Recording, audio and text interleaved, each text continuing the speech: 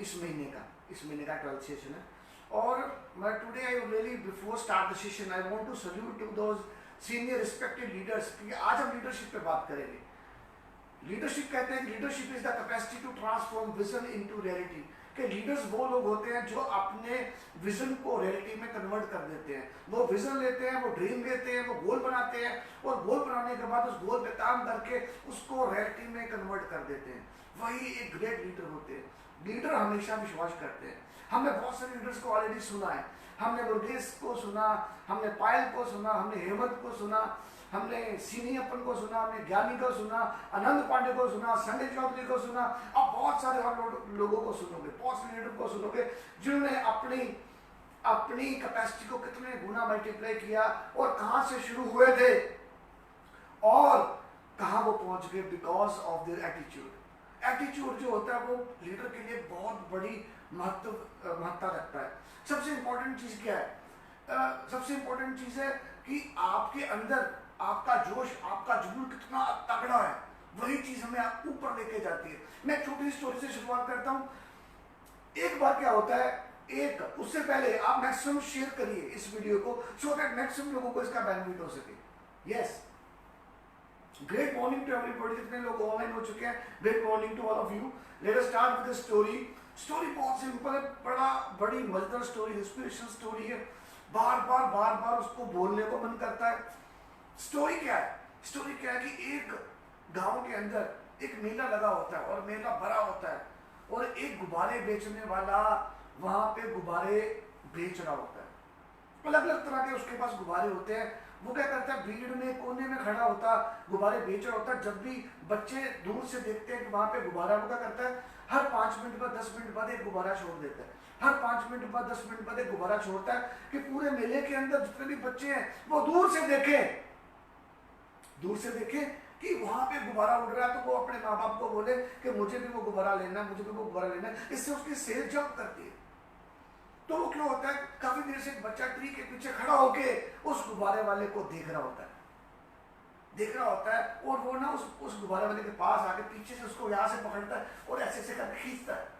गुब्बारे वाला पीछे देखता है, उसको क्या बात है, तुम्हें गुब्बारा चाहिए? कहता नहीं, मुझे सिर्फ ये जानना है कि क्या ये काले रंग वाला गुब्बारा भी उड़ेगा? तो वो गुब्बारे बेचने वाला बच्चे को क्या बोलता है कि बेटा इससे कोई फर्क नहीं पड़ता किस गुब्बारे का रंग कौन सा है, वो हरा है, पीला है, नीला है या काला है। इससे फर्क पड़ता है कि इसमें कौन सी गैस भरी हुई है। ये रंग की वजह से नहीं, गैस की वजह से उठता है। उसके अंदर क्या ताकत है, उसके अंदर की फोर्स की वजह से उठता है। तो दोस्तों, लीडर कौन होते हैं? लीडर वो होते हैं जिनके अंदर की फोर्स होती है। क्योंकि what is important? The important is the inside force, जिसकी वजह से वो ऊपर उठते हैं। उनका एटीट्यूड, उनका बर्निंग डिजायर, उनका एटीट्यूड मतलब उनकी सेल्फ इमेज स्ट्रॉन्ग, उनका बर्निंग डिजायर, अंदर आग लगी होती है, कामयाबी की आग। उनका लेवल ऑफ कमिटमेंट, उनका लेवल ऑफ डेडिकेशन, उनका इंथुजियाज्म और उनका विश्वास अपने ऊपर, वो इनको ऊपर लेके जाता है।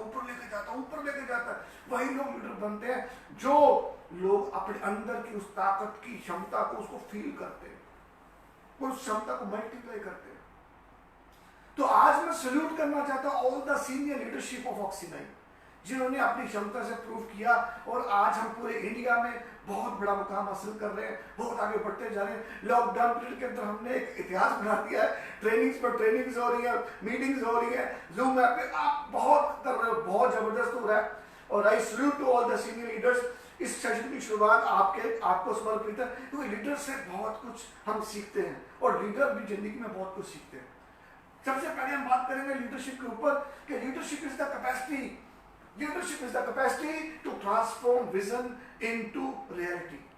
लीडर कौन होता है? जो विजन लेता है, बहुत बड़ा विजन लेता है और उसको उस रियलिटी के अंदर कन्वर्ट करने के लिए ताकत लगाता है, ट्रांसफॉर्म कर लेता है। वो अपने आप को ट्रांसफॉर्म करता है, अपनी टीम को ट्रांसफॉर्म करता है और एक बहुत बड़ी अचीवमेंट करके, एक बहुत बड़ा योद्धा बन के वो सामने आता है। वही लीडर कहलाता है। लीडरशिप क्या है? Leadership not a position actually. कई लोगों को गलतफहमी होती है कि मैंने 5-6 लोगों को स्पॉन्सर कर दिया, मैं डायमंड बन गया या मैं प्लैटिनम बन गया या मैं रूबी बन गया या मैं एमरल्ड बन गया। तो कई बार कई लोगों को पोजीशन अच्छी मिल जाती है लेकिन वो अच्छे लीडर नहीं बन पाते, क्योंकि वो अपनी पोजीशन के ऊपर इतना हावी अपने दिमाग में उस पोजीशन को कर लेते हैं कि अपने आप को वो ग्रो नहीं करते।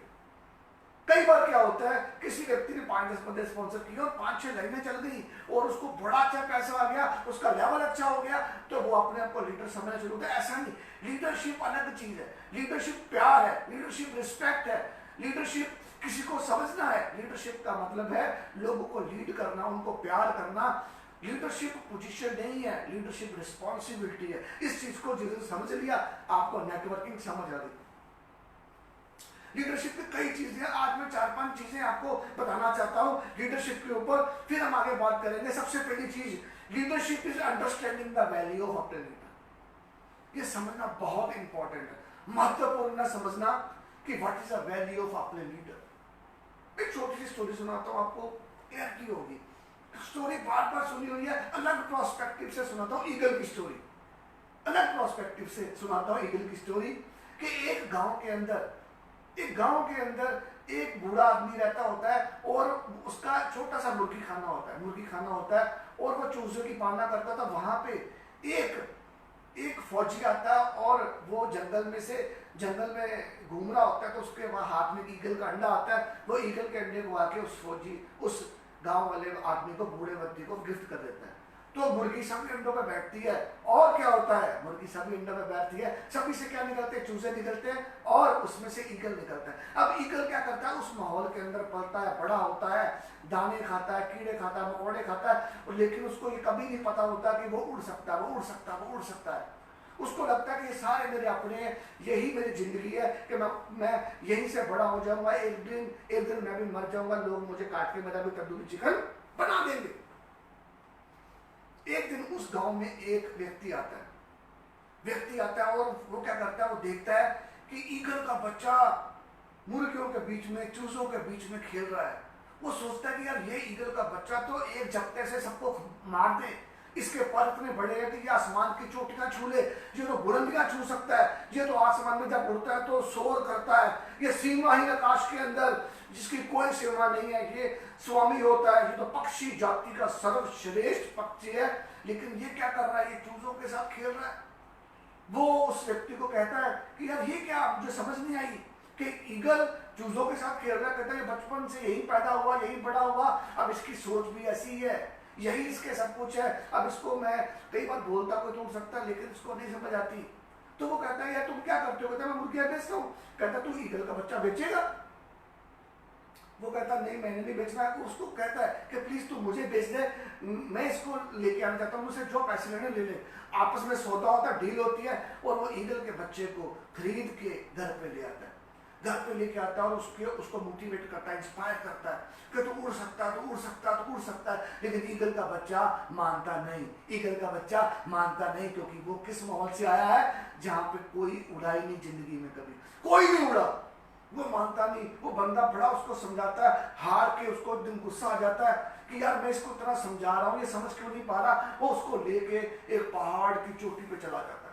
पहाड़ की चोटी पे लेके जाके वो कहता है कि तू उड़ेगा, तू उड़ सकता है। वो कहता है मैं नहीं उड़ सकता, और वो बोलता है तू उड़ सकता है। ये बोल के उसको वो पहाड़ के नीचे खाई के अंदर धक्का दे देता है। अब ईगल जो होता है, वो ईगल अब पहले डरता है, वो अपने पंखों को बंद कर लेता है, लेकिन उसको एहसास होता है कि हवा क्रॉस हो रही है, वो हल्के हल्के अपने पर को फैलाता है और नीचे गिरने से पहले वो शोर करना, उड़ना शुरू कर देता है। उसको एहसास होता है कि वो चूजा नहीं है, वो ईगल है, वो उड़ सकता है, वो आसमान की चोटियों में राज करने के लिए पैदा हुआ है। वो सीमाहीन आकाश के अंदर जब उड़ता है तो उसके जैसा कोई नहीं उड़ सकता।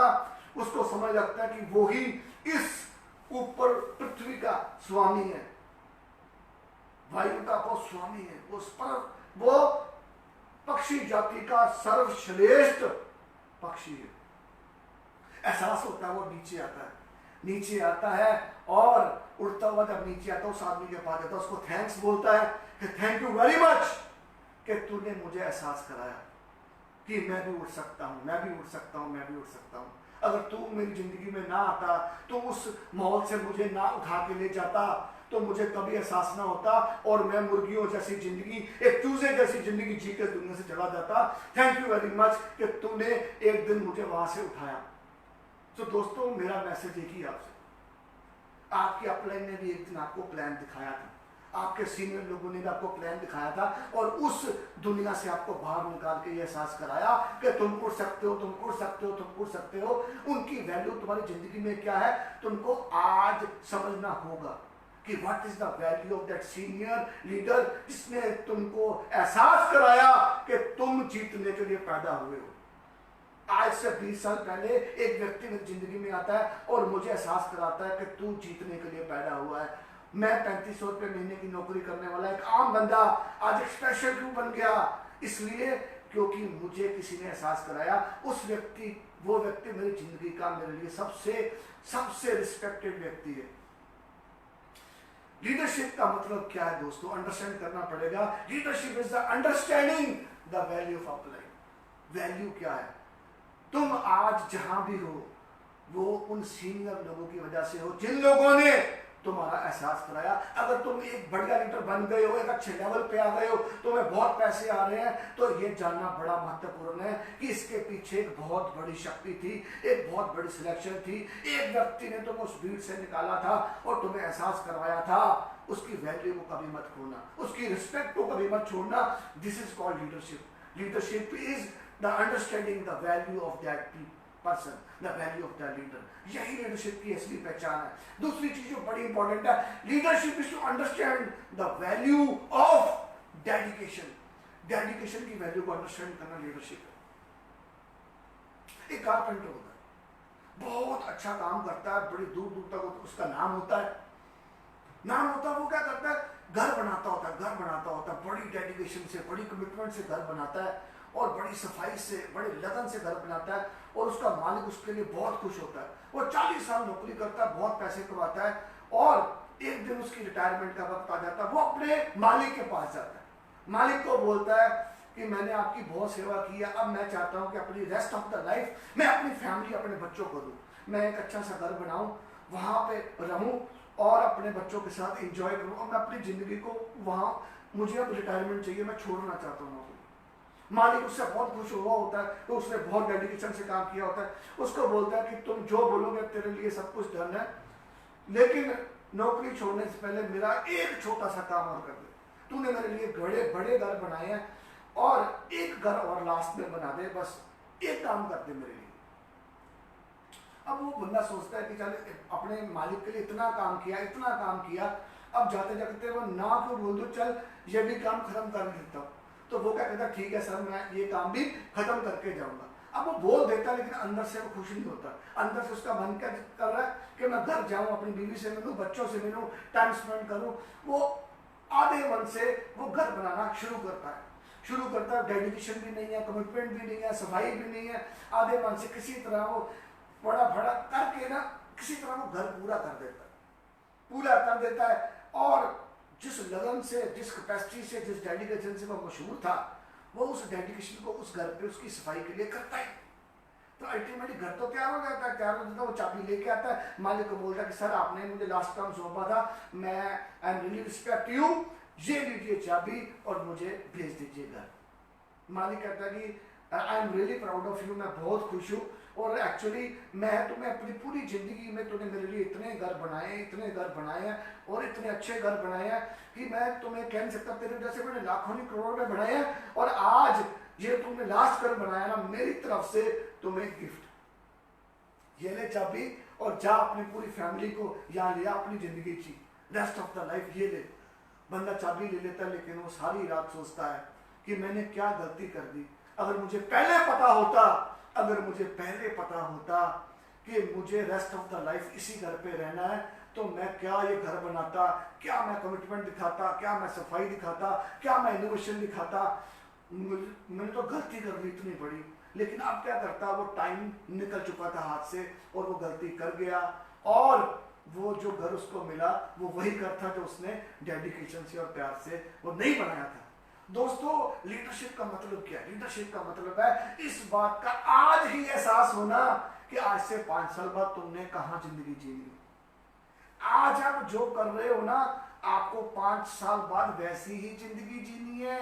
अंडरस्टैंड करना पड़ेगा। एक डॉक्टर एमबीबीएस कर रहा है, उसको 6 साल पढ़ाई करके बाद में डॉक्टर बनना है, तो तुम अपनी डॉक्टरी पढ़ाई में इंटरेस्ट नहीं ले रहे, मेहनत नहीं कर रहे, और लेबोरेटरी के अंदर ध्यान नहीं दे रहे, लैब के अंदर रिसर्च के अंदर ध्यान नहीं दे रहे, बाद में तुम कैसे डॉक्टर बनने वाले हो वो तुम्हें आज ही एहसास होना चाहिए। तुम्हें टीचर बनना लाइफ के अंदर, तुम्हें डॉक्टर बनना है, तुम्हें इंजीनियर बनना है, तुम्हें कारपेंटर बनना है, तुम्हें एक महान नेटवर्कर बनना है, तो तुम्हें यह एहसास करना होगा कि आज अगले 4-5 साल तेरी जिंदगी के बड़े महत्वपूर्ण है, क्योंकि रेस्ट ऑफ द लाइफ तुमने वहीं पे जीनी है।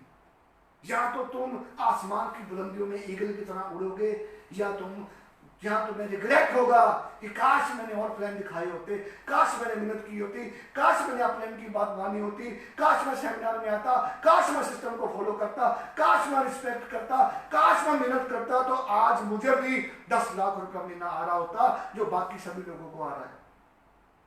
तो आपकी जिंदगी में ये काश काश काश ना हो, इसलिए आज ही आकाश में उड़ने के लिए तैयार हो जाओ। आज से डेडिकेशन करो, क्योंकि आप जो आज कर रहे हो आपको अपनी आने वाली जिंदगियां वहां पे व्यतीत करनी। As you sow so shall you reap, जैसा बीजोगे वैसा काटोगे। तीसरी चीज, leadership is to understand the feeling of others. Important है लीडरशिप। लीडर कौन है? लीडर वो है जो दूसरों की फीलिंग को समझता है। छोटी सी स्टोरी सुनाता हूं। एक बार क्या होता है कि एक बहुत बड़ी फैक्ट्री होती है, उसका मालिक उस फैक्ट्री के अंदर विजिट करने के लिए आता है।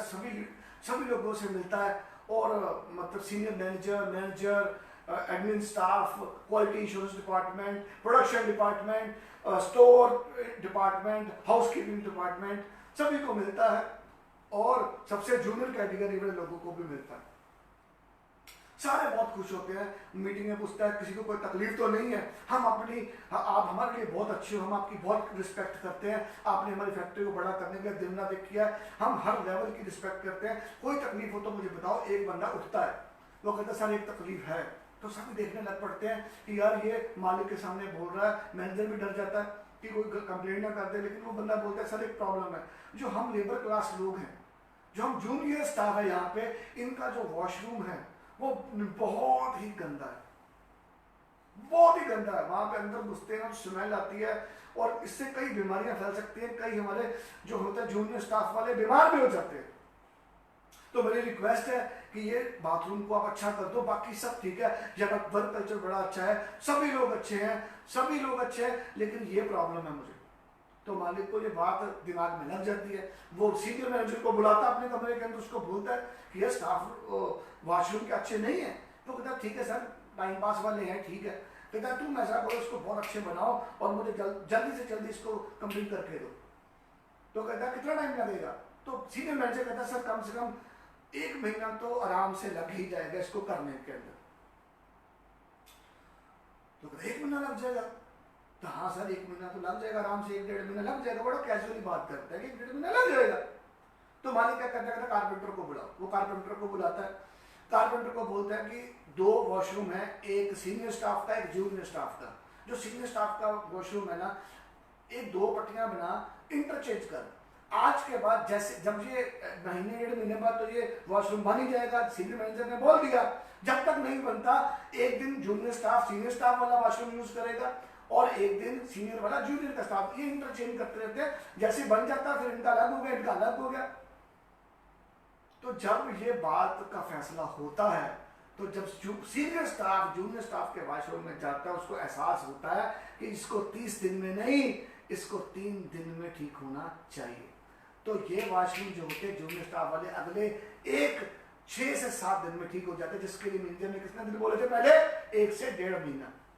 तो उनको वैल्यू समझ लगती है, उनको समझ लगता है कि यार कैसे वो उस वॉशरूम को यूज कर रहे हैं। ऐसे दोस्तों बड़ा इंपॉर्टेंट है अंडरस्टैंड करना द फीलिंग्स ऑफ अदर्स, कि वो क्या सोच रहा है। जो आपकी टीम में लोग हैं, जो आपकी अपलाइन में लोग हैं, जो आपकी क्रॉसलाइन में लोग हैं, जो ऑक्सीनाइन में लोग हैं, जो सिस्टम के अंदर लोग हैं, उनकी फीलिंग क्या है। हम किसी की फीलिंग को समझेंगे, अंडरस्टैंड करेंगे कि उसकी जिंदगी वो एक्चुअली चाहता क्या है, उसका सपना क्या है, वो उस किस फीलिंग के साथ इस बिजनेस में आया है। जब हम उनकी फीलिंग तक पहुंचेंगे, उनको अंडरस्टैंड करेंगे, उनकी हेल्प करेंगे, तो आप एक बहुत बड़े लीडर बन के सामने आओगे। अगर आप अपने जूनियर स्टाफ की, अपनी डाउनलाइन की, अपने लोगों की फीलिंग नहीं समझोगे तो आप कभी ग्रो नहीं कर पाओगे। लीडर वही होता है जो अपने डाउनलाइन की फीलिंग्स को समझता है।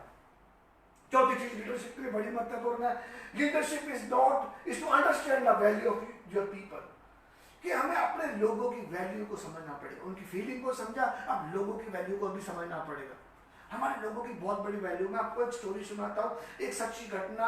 अमेरिका वर्सेस वियतनाम का जब युद्ध हुआ तो एक व्यक्ति था चार्ली जो फाइटर प्लेन चलाता था। उसने अब तक 74 जंगों के अंदर वो फाइटर प्लेन चलाया था चार्ली ने, और बड़ी बड़ी जंगें जीती थी, बहुत उसने अचीवमेंट्स की थी। उसका नाम होता है 75th जो फ्लाइट होती है वियतनाम वॉर के अंदर, तो उसके जहाज के ऊपर एक लगता है शेल और उसका जहाज गिर जाता है।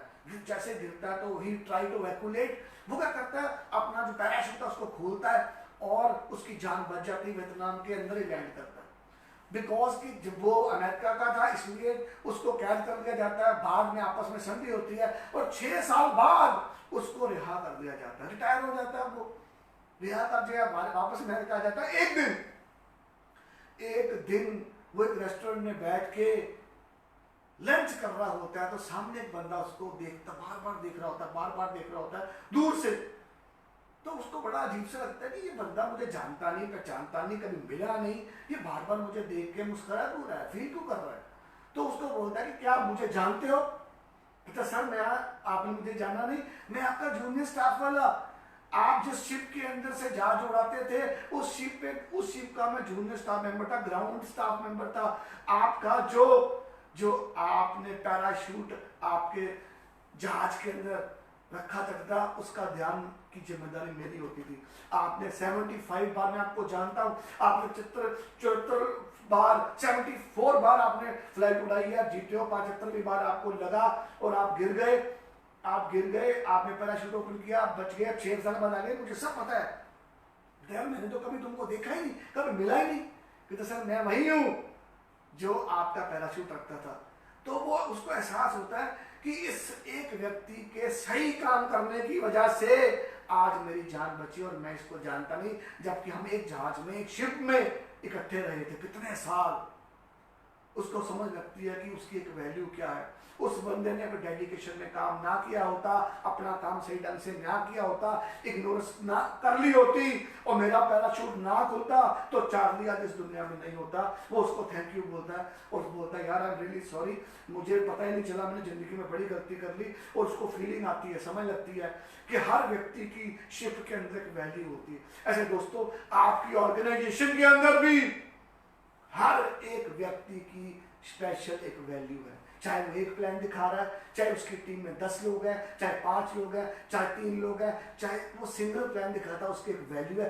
क्योंकि inch by inch everything is by clinch, yard by yard everything is so hard. ये जानना महत्वपूर्ण है कि yard by yard everything is so hard. So हर व्यक्ति एक वैल्यू है, हर व्यक्ति की एक वैल्यू है, उस वैल्यू को अंडरस्टैंड करो। अगर डाउनलाइन ने एक प्लान दिखाया तो उसको ये मत बोलो कि तूने बस एक ही प्लान दिखाया, उसको ये बोलो कि तूने एक दिखाया ना तो तू 100 भी कर सकता है, मैं तेरे साथ हूं। उनकी वैल्यू को समझो। जो लीडर अपनी टीम की, अपनी ऑर्गेनाइजेशन की वैल्यू को, लीडरों की, लोगों डाउनलाइंस की वैल्यू को नहीं समझते, वो हमेशा ग्रो नहीं कर पाते, लोग उनको छोड़ देते हैं। इसलिए as a big leader, as a great leader आपको अंडरस्टैंड करना पड़ेगा what is the value of your people, understand करना पड़ेगा। और लास्ट में एक बहुत महत्वपूर्ण है, understand, leadership is to understand the value of love.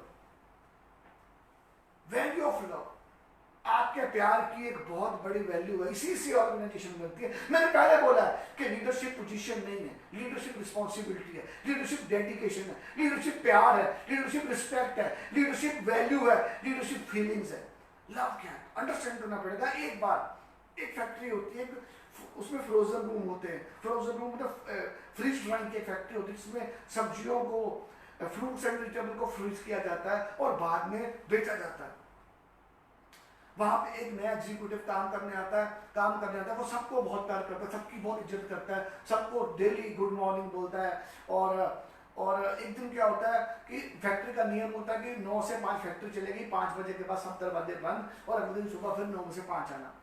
5 बजे उसको जॉब करते हुए 2 से 3 साल हो जाते हैं। 3 साल बाद वो एक अच्छे लेवल पे पहुंच जाता है कंपनी के अंदर। लास्ट में 5 बजे का उसकी आदत होती है कि डेली वो जाने से पहले फ्रीजर रूम को चेक करके ही आता है कि फ्रीजर रूम में सब कुछ ठीक है, जहाँ पे फ्रोजन आइटम्स रखी गई है।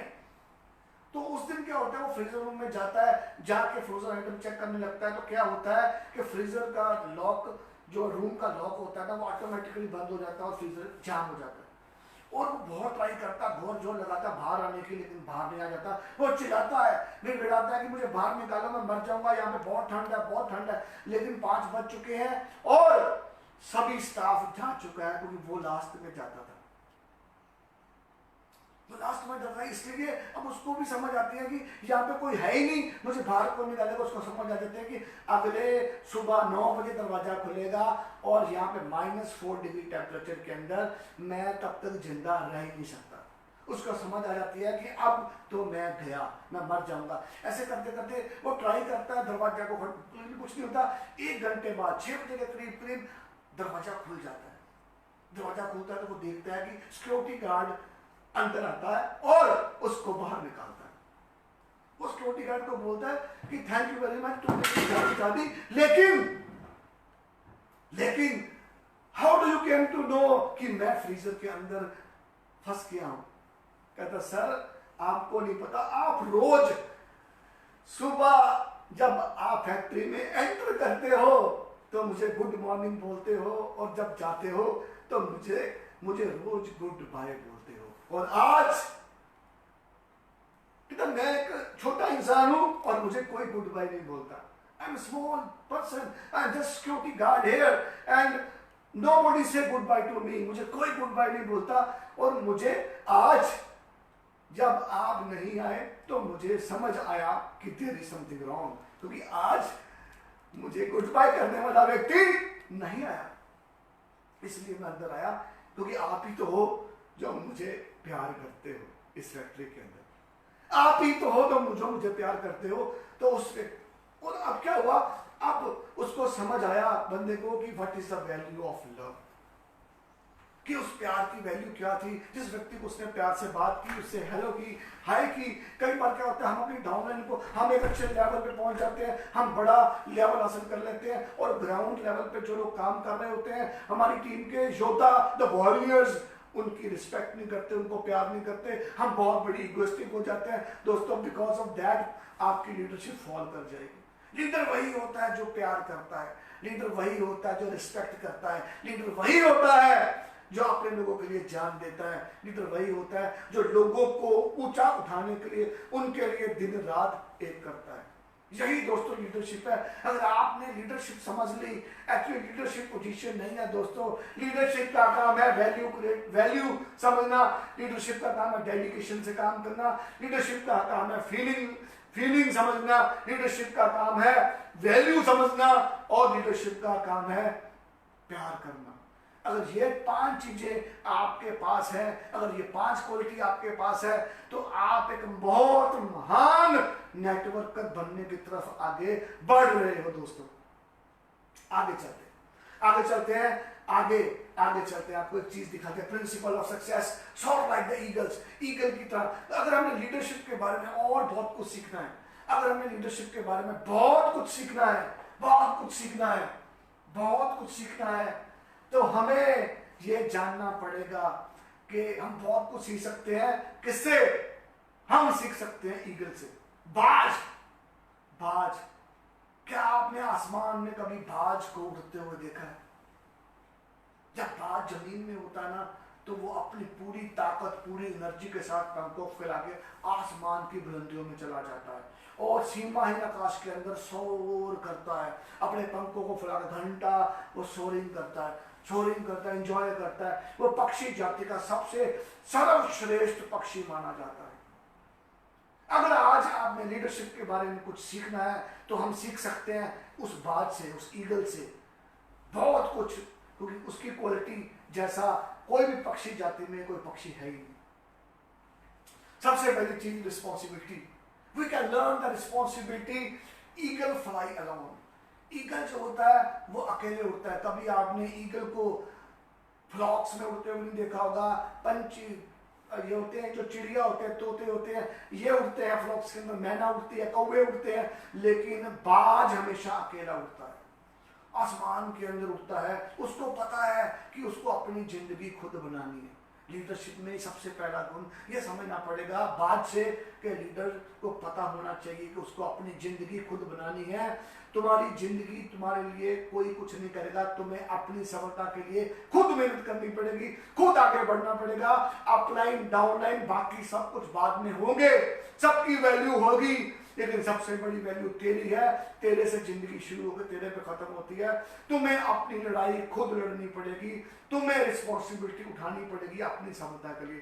तुम्हें अकेले उड़ना पड़ेगा। दुनिया तेरे पीछे आएगी, लेकिन तेरे कामयाब होने के बाद। People are followers, but do you know how to lead them? लोग पीछे लगना चाहते हैं, पर क्या तुमको आगे लगना आता है? क्या तुम लोगों को प्रूव कर देगा? तुम करो या ना करो, मुझे कोई फर्क नहीं पड़ता, मैं अकेला ही आगे बढ़ रहा हूं, मुझे करना ही है। ये एटीट्यूड जब आपका बनता है, इस लीडरशिप अप्रोच के साथ जब आप मार्केट में उतरते हो, तो दुनिया आपको फॉलो करती है। तो ईगल से पहला गुण जो सीखना बड़ा महत्वपूर्ण है वो है कि ईगल फ्लाई अलोन, वो अकेला उड़ता है आसमान के अंदर। दूसरी चीज, eagle have a strong vision. Eagle का विजन बड़ा स्ट्रॉन्ग होता है। 5 किलोमीटर दूर से वो अपने प्रे के ऊपर, अपने शिकार के ऊपर नजर रखता है। 5 किलोमीटर ऊपर से नजर रखता है, और जब तक उसको झपट नहीं लेता तब तक वो उससे अपनी नजर को हटाता नहीं। हेलो, जब तक उसको झपट नहीं लेता ना, वो उसको हटाता, अपनी नजर को डीफोकस नहीं करता, वो उधर उधर नहीं देखता। वो उसका काम है, एक बार शिकार पे नजर आ गई 5 किलोमीटर ऊपर से, तो वो पूरी फोर्स, पूरी ताकत से उसको झपटता है और उठा के ले जाता है। लीडरशिप का दूसरा लेसन दोस्तों बड़ा इंपॉर्टेंट है। वो है कि जब आपकी गोल पे आपकी नजर है, तो सामने कुछ भी हो जाए, आप अपने फोकस के ऊपर रखिए और पूरी ताकत से उसको छीन लीजिए, दुनिया से झपटा मार के खींच लीजिए, क्योंकि यही ईगल का गुण है। ईगल से हम ये सीख सकते हैं। तीसरी चीज जो हम ईगल से सीख सकते हैं वो है सेल्फ बिलीफ। ईगल का अपने ऊपर विश्वास इतना भारी होता है कि वो जब अपने प्रे के ऊपर झपटता है, तो ईगल अपने वजन से 10 गुना ज्यादा वजन के प्रे को भी उठा लेता है। वो बकरियां, भेड़, गोट सबको उठा के ले जाता है। अपने वजन से 10 गुना ज्यादा वजन, इतना ज्यादा सेल्फ बिलीफ, इतना ज्यादा कॉन्करिंग एटीट्यूड कि मैं कुछ भी कर सकता हूं। ये एटीट्यूड से हम लीडर से सीख सकते हैं कि तुम अपनी क्षमता से 10 गुना ज्यादा काम कर सकते हो, अगर तुम अपने ऊपर विश्वास करो तो। If you believe in yourself, you can do miracles. जी हम ईगल से क्वालिटी सीख सकते हैं। और एक और सबसे बड़ी quality, eagle don't eat dead things. Eagle मरा हुआ मांस नहीं खाते। Eagle lead from the front, वो फ्रंट से लीड करते हैं। They don't eat dead things. Eagle के सामने मरा हुआ कोई चीज वाले वो नहीं, वो कहता मैं अपना शिकार खुद करूंगा। दोस्तों ये समझना पड़ेगा as a leader, as a upline, as a networker आपको, कि तुम अपना शिकार खुद करोगे, तुम प्लान खुद दिखाओगे, फॉलोअप खुद करोगे, विजन की मीटिंग खुद करोगे, तुम पावर प्ले खुद करोगे, तभी तुम कामयाब हो जाओगे। ये लीडर्स आपको ईगल से सीखना पड़ेगा कि कोई प्लान दिखाए और ज्वाइन करा के तुम्हारी गोद में रख दे, ये ऐसा नहीं होगा दोस्त। तुम्हें अपना शिकार खुद करना पड़ेगा, तुम्हें अपने पंजे स्ट्रॉन्ग करने पड़ेंगे, अपने एटीट्यूड स्ट्रॉन्ग करना पड़ेगा, तुम्हें सीखना पड़ेगा, अटैक करना पड़ेगा, मैदान में उतरना पड़ेगा और तूफान खड़ा करना होगा। ये तुम्हें ही करना है, ये तुम्हें ईगल से सीखना पड़ेगा। एक चीज और बड़ी इंपॉर्टेंट है ईगल से, eagle love challenges. Eagle love challenges. Eagle रहते हैं जो चैलेंजेस को प्यार करते हैं, चैलेंजेस को प्यार करते हैं। जब आसमान में काले बादल छा जाते हैं, बरसात होने वाली होती है, बहुत तेज हवाएं चल रही होती हैं, तो सभी पक्षी, पशु, कौवा, तोते, चिड़िया, मैना सब भागते हैं, इधर उधर फड़फड़ा के भागते हैं, अपने नेस्ट में छुप जाते हैं। लेकिन ईगल लव चैलेंजेस। ईगल क्या करता है? ईगल अपने एनर्जी को संगठित करके पूरी शक्ति से बादलों के ऊपर उड़ जाता है, और वो चैलेंजिंग के विपरीत जब आंधियां तेज इधर आती हैं तो वो पंखों को फैला के उनके अगेंस्ट हवा में शोर करता है और एंजॉय करता है, वो उस चैलेंज को एक्सेप्ट करता है, वो कभी हार नहीं मानता। लीडरशिप भी दोस्तों यही चीज है, लीडर एक्सेप्ट चैलेंज। लीडर का काम होता है अपने रास्ते में आने वाली हर प्रॉब्लम को ओवरटेक करना और आसमान की बुलंदियों पे जाना और शोर करना। यही लीडरशिप का असली गुण है।